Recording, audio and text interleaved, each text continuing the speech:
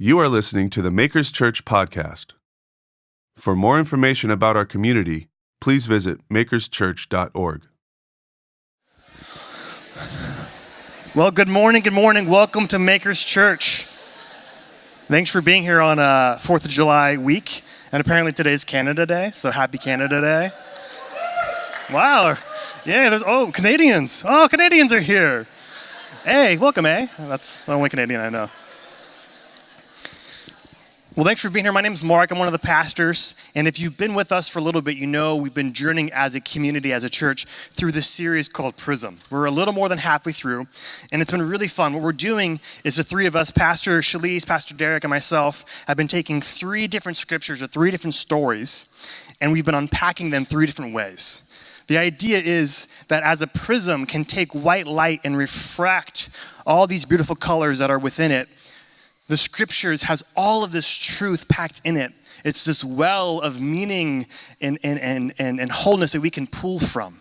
And that we too, we as the children of God, we as people made in His image, filled with His Spirit, we too can be prisms that refract and reflect the beauty of God's light in the world. And just like a prism can also capture the beauty around us and point it back to Jesus. So it's been a really fun season, a fun series to see how God's moving through our community and how God's moving through these scriptures.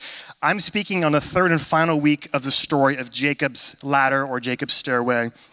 If you're like me and you're like, man, there's been so many good things already said, how is there anything left to say on this passage? But as I've been preparing this week, man, there's gold left in those hills. There's some deep, deep truth left. Apparently that landed with Corey, that was funny. There's some gold left, there's some good meaning there. And it's a story we're gonna get into in a second, and it's this weird experience that this guy Jacob has, this dream, this vision.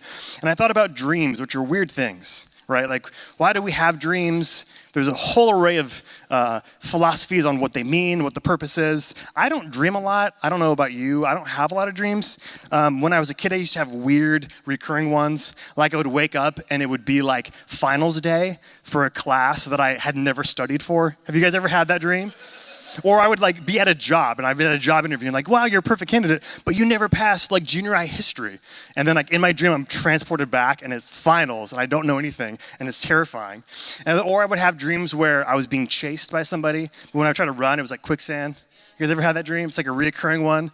I used to have that all the time, but then I had a life hack, had a dream hack where I couldn't run, but I discovered I could power walk. So I would there'd be like Freddy Krueger or Chucky would be chasing me and I'm like, oh no. And then I start power walking and I could get away. I'm like, bye Felicia. And I would be gone. And it was like my new strength, my new superpower in my dreams was power walking. Or I did have a dream last night, which again is rare for me. Don't say, oh no, it's not gonna be bad. It's a good wholesome dream. But we'll see. In my dream, so I have a truck. I have a 98 Chevy. As you've probably seen it. You probably think it's like an abandoned vehicle out there. There's probably a family of raccoons living in the engine. That's my commuting vehicle. I've had it for 15 years. 15 years. I love it. I hate it. It's a terrible thing. I'm waiting for it to die, but it never dies. Chevy, it made it well. But in this dream, people like I haven't seen in years show up at my house and they start cleaning out my truck and like, we're cleaning it out because we're going to sell it. And I was like, no, you can't do it. So this is like a nightmare. I'm like, don't sell my truck. It's even got like, it's bad steering. So when you can do this and it doesn't even move. It's like an old timing movie. It's terrible. But I had this nightmare that my truck was being sold. And my wife would probably be super excited if that happened, but we're never getting rid of it. It's this weird thing like, you know when you're a kid, like your parents, you can kind of complain about your parents, but if someone else talks about your parents, you're like, shut up, that's my mom. Like, you don't know her. That's my truck. Like, I can make fun of it, you can't, so just leave it alone. Anyways, dreams are weird things. Some people love them. My wife like journals her dreams. They have a lot of meaning for her. In scriptures, we see a lot of times God speaks to people through dreams. I know I had at least one dream that I'm not going to talk about now, but I had it when I was 17. I had just become a believer. And it's the one dream I'm confident had deep spiritual significance. I still don't even know quite what it means, but it's something that I don't talk about often, but I will go back and reflect on. Like, what was God saying there? And I see that happens here in this story. So I'm going to read this passage in Genesis. I'm going to recap the story that happens, and we're going to pull some truth out of it. So in Genesis 28, it says this: Jacob left Beersheba and set out for Haran. And when he had reached a certain place, he stopped for the night because the sun had set. Taking one of the stones there, he put it under his head and lay down to sleep. He had a dream in which he saw a stairway resting on the earth with its top reaching towards heaven. And the angels of God were ascending and descending upon it. And there above it, or as we'll talk about in Shalisa, or there beside him stood the Lord. And he said, I am the Lord, I am Yahweh, his personal name. He says, I am the God of your father, Abraham, and the God of Isaac. And I will give you and your descendants the land upon which you are lying. And your descendants will be like the dust of the earth, and they will spread out to the west and to the east, to the north, to the south. And all peoples on earth will be blessed through you and your offspring. I am with you and will watch over you wherever you go. And I will bring you back to this land. And I will not leave you until I have done what I have promised you.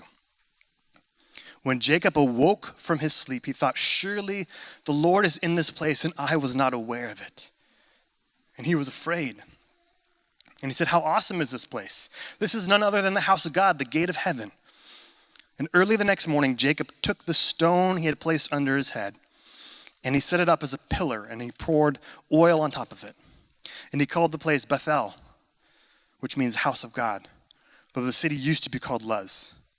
Then Jacob made a vow, saying, if God will be with me, and if he will watch over me on this journey I'm taking, and if he will give me food to eat and clothes to wear, so that I return safely to my father's household, then the Lord will be my God.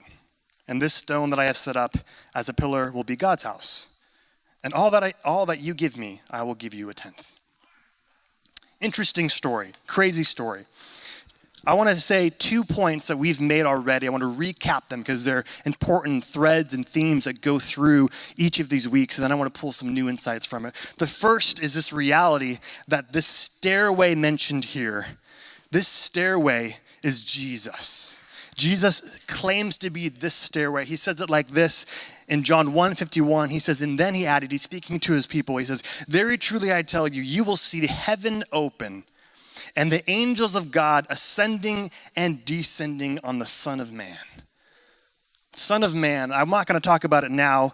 One day I would love to do a sermon on it once I study more. But Son of Man is Jesus' favorite title for himself. No one else calls him Son of Man anywhere else in scriptures. Everyone else calls him Son of God, Messiah, Rabbi, all these things. He calls himself Son of Man. But anyways, what he's saying is, I am this stairway. And I love that we can see in this series that life and existence isn't necessarily this linear thing, that it's this moving circle where Jesus in the future is going back and saying, hey, people of Israel, you guys have been talking about the stairway for thousands of years, trying to figure out like we're doing now, what does it mean? What does it represent? What's its significance? And Jesus says, I've been that stairway all along. I've been that conduit and that connection between humanity and the divine. I've been the way, the truth, and the life all along. I've been this pathway for you to have a connection with God. And Jesus gives them this insight. I love it. I love stories. I love movies that do that, where something happens at the end and it changes everything. Like, have you seen Sixth Sense, where like Bruce Willis is a ghost at the end? Sorry if that ruins it for you. It's like 20 years. It's not a spoiler. But like, it changes everything. Or like Harry Potter, any Harry Potter fans? Like, you find out at the end that Snape was actually good all along. And it's like, it blows your mind. It's like, oh, you can go back and see all these little nuggets of truth that are so different because of this reality. And even in our own lives, as we grow and mature as people and as God does a work in us, we can even, through God's Spirit, revisit trauma or past in our own self or good things and see God redeem those hurts and pains from our past so that we have a different future. Or we can see God's hand moving where maybe we never saw it before. And like, oh man, that was you, God. That was you moving 10 years ago or 15 years ago. Jesus is saying, I've been that stairway. I've been that conduit of grace and power all along. It's an important thing. I love it. And then second point too, that we've been unpacking together a lot, is this reality that God was in this place and we weren't aware of it. Jacob says, God was in this place, I'm not aware of it. God is everywhere. God is a God who is not distant, but a God who is near. He is in all things. All things move and live and have their being in him, but sometimes we don't see it. We're unaware of it. Sometimes we call things like a God moment when like something happens that we can't explain. I think God moment is just a matter of perspective. It's happening all the time, right? Like now because of modern science, we kind of understand how babies are made and how babies are born. We get the science behind it, but it's no less of a miracle than when people had no idea. It's even more beautiful because you see the hand of the Creator in it. God's presence is a matter of perspective. We can see God all over. Shalice talked about that last week. God's presence is in the small, it's in the big. When I was little, I used to hear the phrase, the devil's in the details. But I wonder if it's the divine. I wonder if that's where God is at in those small moments, those mundane moments, if we would choose to practice his presence. It's a practice. I have this weird thing I've done since I became a believer when I was 17. It's so dumb. But when I'm in a public bathroom and if there's paper towels by the garbage can, I pick them up and I put them in. Even if they're not mine, I just do it. I don't know why I did that. It just had this urge. I became a Christian. I didn't even know what to do. I'm like, God, how do I be loving? And I'm like, oh, there's garbage. I'll put it in the garbage can. And it's this weird thing I do, and it's not out of legalism, but it's this little moment that happens every day of my life where it's this time where I stop and my mind is centered to God and I can be grateful and I can pray. And sometimes it's a 2-second thing. And sometimes I stop and have a real conversation. But it's this practice that I've developed. And I have other things like that where I need to lean into God's presence in these moments because he's everywhere. He's in me picking up the trash, and then it sets me up to see him moving in bigger, greater ways later on. And it's just this developing thing. God was in this place. God is in this place. Are you aware of it? That's a question for all of us. So those two themes, God is the stairway, Jesus is the stairway, and God is in this place. Let's pull some new insights from this story. And those things will be a foundation for us that we just talked about. The first one is stone pillows. Rock of our salvation, God at our lowest. I think it's fascinating that it talks about Jacob's pillow being a stone. Why mention that fact? For me, two things come to mind. First is that stones, rocks, have a lot of powerful, weighty spiritual significance all throughout scriptures. It's this motif that we see over and over again.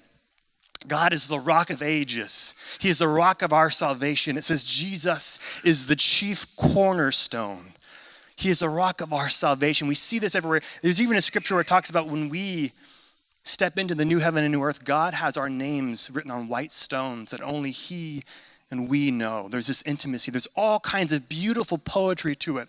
And I wonder if this stone here is meant to represent, just like the stairway is Jesus, that stone is Jesus, and saying that stone that you're relying on, that foundation, has been me all along. I think it's another thing that points back to Jesus, the Savior of the world, the Son of God, the Son of Man. But I also, at least this week, am really moved by what I think is a very practical perspective. And it's this reality that, man, him having a stone pillow showed that he was literally at rock bottom. He was in a rough spot in his life. If you know the story, Jacob is running for his life. He's not been a very good guy to this point. He's been a liar. He's been a thief. Him and his mom steal the birthright from his older brother. And his older brother says, man, when my father dies, I'm going to kill him. So Jacob's literally a refugee. He's running for his life. He's in a foreign land. He has nothing. He has no one. He's at his wit's end. He's at his lowest. He's at rock bottom. And a pillow that's made of stone, man, that sucks.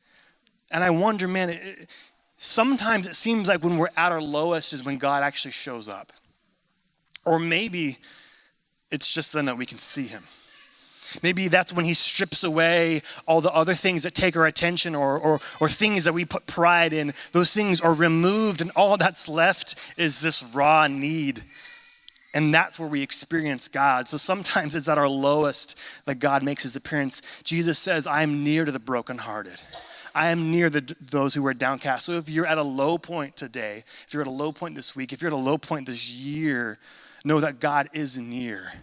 God is in this place. He is desiring to do something healing and restorative in you. God is in this place, something we can pull from the stone pillow. Second is this idea that I call proximity effect. God over us, God beside us. It's interesting to me that when we look at this stairway analogy, it actually says in the scriptures here that the stairway is resting on earth, stretching to heaven. And it says the angels are ascending and then descending. It starts with them on earth moving towards heaven, not the other way around. It's significant. It's showing that the angels had already been there. And in scriptures, angels represent both the presence and the power of God. And what I pull from this is God saying, I've been here all along. Sometimes I think we have this understanding that man and God had this connection, and then man sinned, and there was this huge separation, and God forsake mankind, and mankind was left to their own devices. And we've been just trying to get our way back. And God's like, I never left. There is no place that's God forsaken. There are places maybe you're afraid to go, or maybe places you're afraid to see, but I'm there. I've been here all along. I've been here, and I've been the conduit. The angels are ascending first and descending, and God is near to us. And as Shalise pointed out last week, this is also something that's been powerful for me, is in the language in the scriptures here. Many translations, when they're talking about the stairway, talking about God, they say, God above it. But many translations say, and there beside him. And if you research the Hebrew, the scholars say, actually, probably the most accurate translation is to say they're beside him or they're leaning over him. Whatever the case, the language absolutely projects proximity. It projects closeness. If you Google Jacob's ladder or Jacob's stairway, there's a lot of weird art out there. I'll just say that, be careful. But there is all the old art. It always shows if God's in it is God's way far away at the top of this ladder. And he looks like Zeus. He's got the white beard and the robes. And he looks stern and he's far away. But what the language says is Jacob's having this dream. He's lying on his back and he sees a stairway and God's next to him. Or God's leaning over him and he's like, hey, Jacob, I have something to tell you. There's a proximity, there's a closeness. He's like, I have something to show you. He's not the God billowing down commands. He's the God who's near. He's Emmanuel, the God with us, who says, I have a promise to give you. You need to wake up. It's this closeness, this proximity, and we miss that because, as Shalise talked about too, sometimes we have this misconception of God. Back then, they had gods like Marduk, these angry, stern, fickle gods. And even now, our modern culture still largely has a pagan view of God. We're influenced by Zeus and Jupiter. When I was a kid, when I heard about God, I pictured the dad from Little Mermaid, King Triton or whatever his name is, with the beard, the muscles, and I'm like, is God a merman? And like, no, God's spirit, so he's a gender-neutral person. He's no man, he's both. But I'm like, I didn't understand what God was. But see, again, we think of God in these terms, these frameworks. And God, as I spoke about a few weeks ago, God's saying the truest thing about me is that I am love. God is love. It's the truest thing about my essence. Therefore, the truest thing about your essence is that you are loved. And what that also means is the truest thing about those around you is they are loved. That includes the guy who steals your parking lot at work, or the person who gets your coffee order wrong, or the person on Facebook who's just, annoying and ignorant. You all know whoever that is for you. The truest thing about them is that they are loved, and that we are loved, and that God is loved, and God is near. What this is doing is it's subtly changing the whole way we see the divine, from this distance to this nearness. And that framework alone is revolutionary and powerful. Another point I want to pull from this is this idea of unbreakable covenant. Unbreakable covenant. This promise that God gives to Jacob. He says, I'm going to give you the land that you're lying on, and I'm going to bless the entire world through you and your offspring. There are no conditions given there. You notice that? There are no commands. If you do this, I'll do this. There's no ifs, there's no caveats, there's no footnotes, there's no asterisks. He literally just gives him a promise. And we see this over, and I just had the privilege of doing a wedding yesterday. And in the wedding, they do vows. They read their personal vows, and I love it because in a wedding vow, you don't add any conditionals in there either, right? That'd be really lame for I'll love you, but if you gain 10 pounds, bye. You don't do that in there. Like you literally say like, for richer, for poorer, for sickness and health. Like it's the same kind of covenantal promise. And this is the language that God is using here. It is marriage covenant. It is chesed. It's this Hebrew word that means mercy and loving kindness. And it says, God will not forsake it because it's not based on Jacob's goodness. This covenant is based on the goodness of God. He's like, I'm basing this covenant not based on your character, but on my character. And I will not leave you.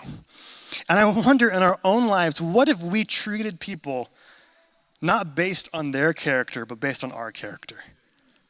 I wonder that, because sometimes people can be so frustrating. And you want to correct them and teach them and whatever it is. But what if you responded based on your character, based on the goodness that God's doing in you? Because he's the example for us. And God, the loving Father who is defined by love, says, I will make a covenant and I will make a promise that I will keep. And it comes without conditions. It comes before any kind of performance. That said, there is a reality that there are different kinds of promises throughout Scripture to different kinds of people, and there are different kinds of realities. And there is a truth, I believe, to us being able to experience the blessing and the benefits of God's goodness through our choices to perceive it. Let me say it this way. Jesus says this in John 15. If God is love and we are loved, for us to fully experience that love, we must remain in it. We must dwell in it. It says this. Jesus says, you are already clean because of the word I have spoken to you. You were born in love. You were created in love. Your default is to be loved. Remain in me, and as I also remain in you. No branch can bear fruit by itself. It must remain in the vine. Neither can you bear fruit unless you remain in me. As the Father has loved me, so I love you. Now remain in my love. God makes these promises to us. He makes these promises to Jacob. He's like, but if you want to experience it yourself to the fullest, you have to engage with it. He says, if you keep my commands, you will remain in my love, just as I have kept my Father's commands and remain in his love. And I have told you this so that your joy may be full, and my joy may be in you. And my command is this, love each other as I have loved you. We can experience God's promises and his love by engaging with it. Next point that I pulled from this, target fixation. Where are we looking? Target fixation, I've talked about this before. It's this phenomenon, it happens to me when you're riding a bike or riding a dirt bike or something like that. Where you look is where you go.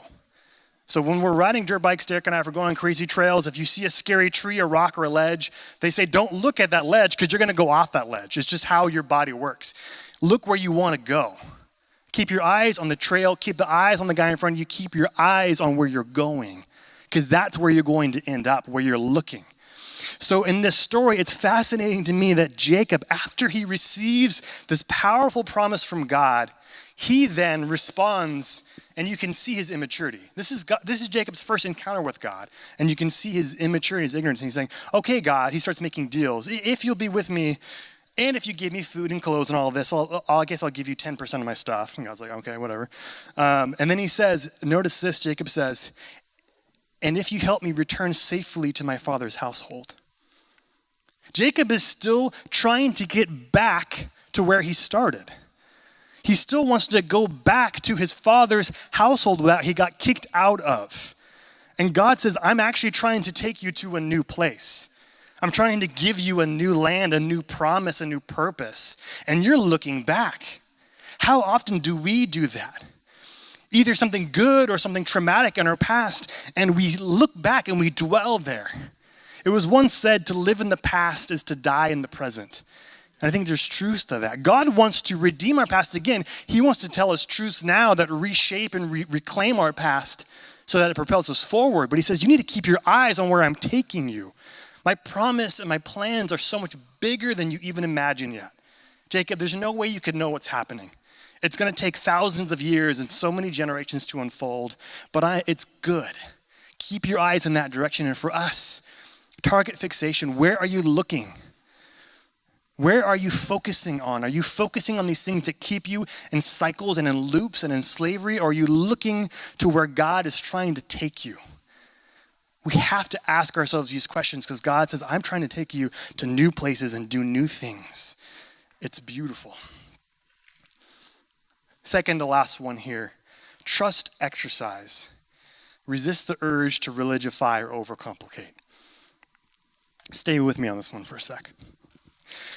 Again, I think it's interesting that Jacob's reaction to God's promise, which is given without strings, is to then respond with sort of religious activity. He wants to set up a temple. He wants to make deals. He wants to do all these things that sometimes we look at scriptures and we're like, oh, is he setting precedent? And like, no, scripture's just telling you what Jacob did. It's revealing his headspace.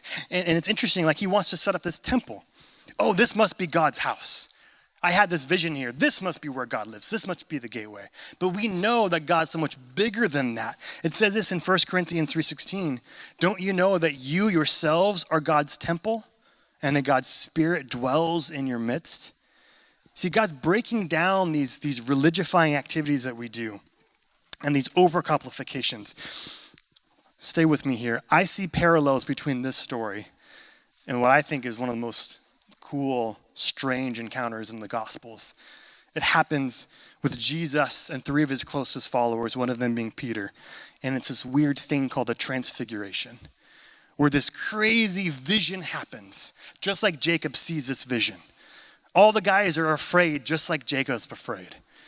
They respond in overcomplicating ways, just like Jacob does. And we can see it here. What happens is Jesus takes his followers, three of them, to this mountaintop.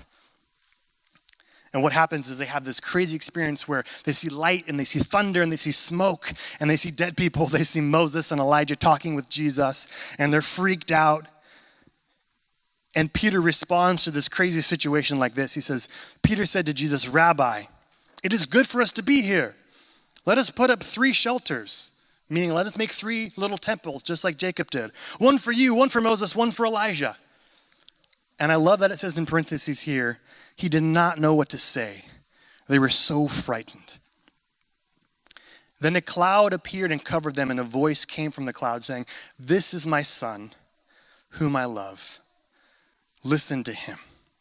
There's this crazy experience that mirrors a lot of what happens to Jacob, and these guys are freaked out. They don't know what to do, and Peter feels like he needs to fill the silence with something. So he's like, oh, good Lord, it's good that we're here. Let us build tabernacles for thee, and Peter, and all these things. And it says there in parentheses, he didn't know what he was saying. The book of Mark, tradition says Peter is actually the main source for that. So Peter has insight like, listen, Mark, I didn't know what I was saying at this point. And then in Luke, it says the same thing. It says, Peter did not know what he was saying. And then I love in Matthew, Peter doesn't even have time. As he's speaking, he doesn't even finish what he's saying. Like God steps in and like talks over him. He sort of like pulls a Kanye, where he's like, I got this. I'm gonna let you finish. But then like God steps in and doesn't even let him complete his sentence. And he says, this is my son whom I love. Listen to him. Here's my takeaway from this. Sometimes we see these things and we're like, what do these signs mean? What do these signs in my life mean? What does this whole crazy transfiguration mean? And God's saying, all that matters right now, all that you need to know right now is that Jesus is my son. I love him. Do what he says. That's all you need to know right now. You're not going to understand the why just yet. That will unfold as you journey with Jesus. And to Jacob, I think God is saying the same thing. Listen, you don't even understand what all the symbolism means yet. It's going to take generations to unfold. You don't need to respond with these religious things. You don't need to add to my promise. All you need to know is God says, I am with you wherever you go. I will not leave you, and I'm going to bless the world through you. I love that. He doesn't even tell Jacob where to go. He doesn't tell Jacob what to do. He just says, I'm going to be with you wherever you go. Again, God doesn't micromanage us. He wants to inspire us and transform us because when we are inspired, when we are in spirit, we are led by the Spirit and we are participants in the activity of God. And it's not him being a puppet master. He's saying, you're in this with me. You're my children. I will be with you where you go. I'm going to accomplish my promise. That's a for sure. And I want you to be a part of that. And for me, the comfort is in my own life, I like to know why. I like to know why things are happening. I like to know the meaning behind things. It's how my brain works. I'm always trying to discover, to dissect, to figure it out. And to me, God speaks sometimes and says, you don't need to know the why just yet. What you need to do is trust. This is a trust exercise. All you need to know is that I'm God and I love you and I'm going to be with you. And this is a truth God speaks to Peter, and it's truth he speaks to Jacob here. Last point. Blessing. The blessing is for all people. It says that. If we go back, he says, all peoples on earth will be blessed through you and your offspring. We see this theme again and again in scriptures. John 3:16, for God so loved the whole world that he came. Behold, I am making all things new. God is redeeming and blessing and loving all, but we are the ones, sometimes even the church, who wants to put stipulations on that. Theologically, he didn't mean all, he didn't mean them. Or politically, he doesn't mean them, he means, we're always trying to narrow down who God's trying to bless.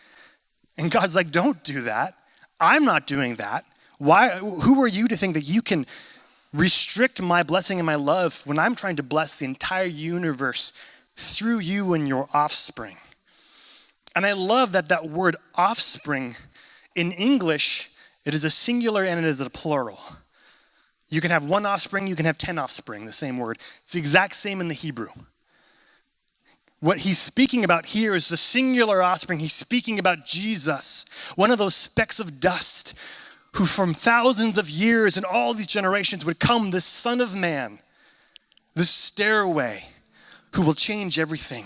But he's also speaking about us as well, the plural offspring. We are the co-heirs with Christ, the sons of daughters. It says this here in Galatians in 3:29, if you are Christ's, then you are Abraham's offspring and heirs according to promise. God is using Jesus and he's using us to bring about blessing to all the world. Are you a part of that? Are you stepping into that? Or are you a barrier to that? I love that it's for all people. I'll close on this.